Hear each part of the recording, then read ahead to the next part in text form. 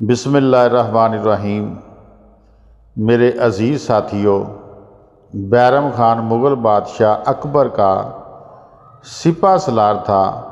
یہ شخص جس قدر عالی مرتبہ، شجاع اور بہادر تھا، اسی قدر رحم دل، فیاض اور سخی بھی تھا۔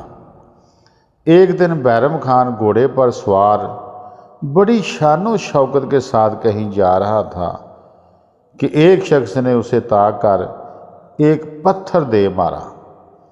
بیرم خان نے گھوڑے کو روک لیا اور ملازم کو حکم دیا کہ اس شخص کو اشرفیوں کی ایک تھیلی دے دی جائے۔ ملازم نے اشرفیوں کی ایک تھیلی اس شخص کو دے دی۔ وہ شخص چلا گیا تو ملازم نے حیران ہو کر عرض کی، سرکار، اس شخص نے آپ کے ساتھ انتہائی گستاخی کی تھی۔